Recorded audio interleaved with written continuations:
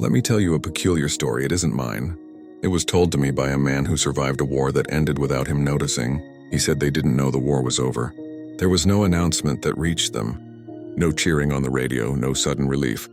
At 2:17 in the morning, their radio crackled. Static, broken words, then silence. The officer assumed communication had failed. That had been happening for weeks, so they moved forward. The fighting started in the dark, not warning shots. Real gunfire, the kind fired without hesitation. The other side answered immediately. He told me something that always stayed with him. No one shouted. No one gave long orders. Everyone sounded tired, like the war had drained the noise out of them. They cleared trenches they had already taken before. They fired at shapes and sound. The enemy did the same. Someone next to him was hit. He remembered the scream ending too quickly.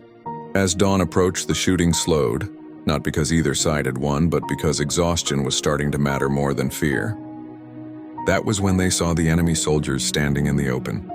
No cover, no attempt to hide. One of them raised his hands. Another let his rifle fall into the dirt.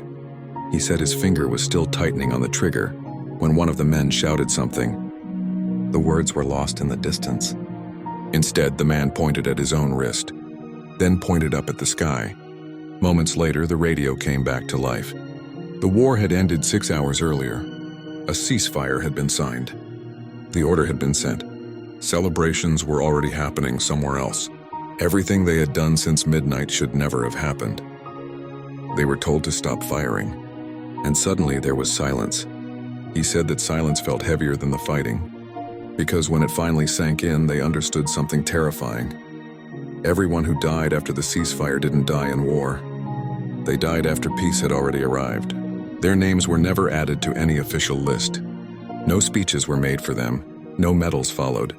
When he finished that story, he told me what happened next. They thought the worst was over. They were wrong, because when the investigation began, the bullets didn't matter anymore, the timing did. Every shot fired after the ceasefire was considered a crime. Every order given was questioned. He said they were almost all court-martialed, not for losing, not for disobeying orders, but for continuing a war that had already ended. Some officers lost their ranks. Some soldiers were quietly discharged.